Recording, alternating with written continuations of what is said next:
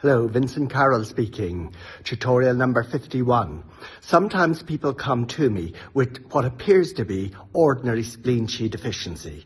You presume they've been working too hard or thinking too hard, but they certainly wake up with a lack of refreshment. But when you take a detailed case history, you realise in fact that they're not working too hard and that they're not academically studying too hard. And yes, if they're getting normal a night's sleep with refreshment, and even if they get that extra hour or two in bed, they still do not wake up with refreshment. In other words, it's not physiology, it is pathology. There is something happening there that should not happen. Naturally, you take the normal case history to find out, are they spleen Qi deficient? Have they mental refreshment, physical refreshment? Do they bruise easily? Do they retain fluid? In other words, have damp? Or are there any other reasons? What about upright Qi? You're looking for evidence of spleen Qi deficiency, but it's usually very evident spleen Qi deficiency when it occurs. You look for evidence of fluid retention, the wide tongue and the teeth marks because the teeth crush down on the expanded tongue, the sock marks where evidence of extracellular fluid or damp, as we would say in acupuncture English, drizzles down as evening progresses to form prominent sock marks, or indeed jewellery trapped on fingers, which is also a distal area of the body, allowing fluid to be trapped down there. So you've gone through your case history and you're satisfied, yes, there is a diagnosis of spleen Qi deficiency, and sleep is very restful and sleep is more or less uninterrupted, and a person, yes, they do get 7 or 8 hours sleep at night, but yet they fail to wake up refreshed. What is going on? Well, it's still spleen Qi deficiency, but you're looking for the reasons for it, and the usual suspects are not there, meaning the person is working too hard or studying too hard. So what is going on? Well, after that, the usual suspect, of course, is damp reinvading the spleen, and that's very, very common, and it's very, very obvious. Even if there's heat in the damp, causing some evaporation of the damp, leading to less swelling of the feet, there's still sufficient evidence.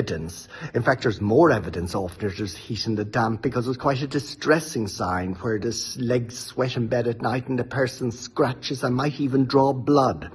So there is no difficulty in making that type of a diagnosis. But if that is not there, what else is going on? Perhaps the liver is invading the spleen, and I find that's one of the commonest reasons for spleen Qi deficiency in this country. Let's put simple English on it. What do we mean by the liver invading the spleen? Well, certainly from an acupuncture English point of view, we're talking about the liver, the energy coming out in excess. It comes out in waves, and the spleen and the liver are in the middle Jiao, so therefore the spleen is next door to the liver, so it's a target. And that much we understand from an acupuncture point of view. From a Western medical way of looking at it, I would like to think that the person's mind is racing in an angry way, and that is burning up, if you like, acupuncture calories or Qi, and therefore the person is becoming deficient without knowing they're becoming deficient, rather than applying their mind intellectually and thereby also running down their spleen Qi. They're applying their mind negatively. But equally, the result is the same. They're running down their spleen Qi, except they've nothing to show for it. The person studying academically probably has something to show for it, a bit of yellow paper with a waxed signature at the end of it, at the end of their exams. You have something to show for it, but if your mind is racing in an angry kind of way, then of course you have nothing to show for it except the demolition of your spleen Qi. So liver invading spleen is something that's incredibly common. I find it very, very common in this country, where a person might be brooding in an angry way and running down their spleen Qi. Now that's to be differentiated from purposeless, I suppose, thinking of the mind. I'm thinking about yin deficiency with negative speculative thoughts. This is not about negative speculative thoughts. This is about very focused thoughts, because this is excess, this is not deficiency, and this is the angry liver invading the spleen. And I find that incredibly common, but also, and this is often overlooked, the liver can invade the upper jiao, which is the site of gathering qi. And remember, if you have X units, let's say 100 units of qi, that of food qi generated by the spleen stomach, that has to be matched with an equal amount of zong qi or fresh air qi, or the qi you breathe in. In other words, breathing is so important to maximize the benefit of the food qi extracted by the spleen because the stomach has rotten and ripened the food or emulsified the food.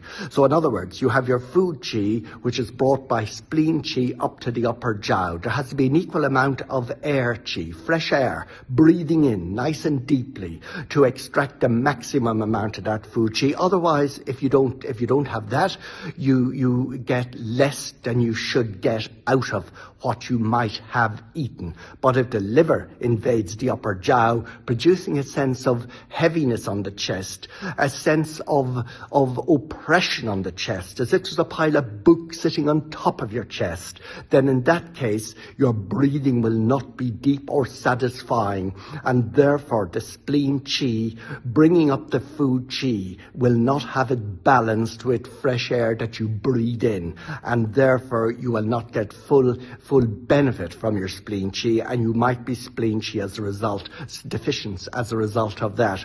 So therefore, a person who is not particularly working hard or studying hard, a person who doesn't have damp, for example, which is the usual subtractor from the spleen, perhaps the liver is so in excess that the liver has invaded the spleen and the liver has invaded the upper jiao. And that's a double whammy, if you like. It undermines the spleen, or at least the products of the spleen, the qi, in two separate ways. It prevents the spleen from generating spleen qi, which is what it does or should do, and therefore extracting food qi and motoring it up to the middle jiao. And that doesn't happen because the liver has invaded the spleen. So that is a spleen qi deficiency, but the liver has also invaded the upper jiao, preventing gathering qi from doing its bit. So it can be quite a complex arrangement, and you need therefore to ask the right questions. And of course, whether you breathe in deeply and satisfying is one of the most important questions. And if you don't, you can descend the qi with Ren 22, or better still, open the chest box with Ren 17. But at all times, move the liver 3, gallbladder 34, and while you're at it, of course, tonify the spleen. Thank you.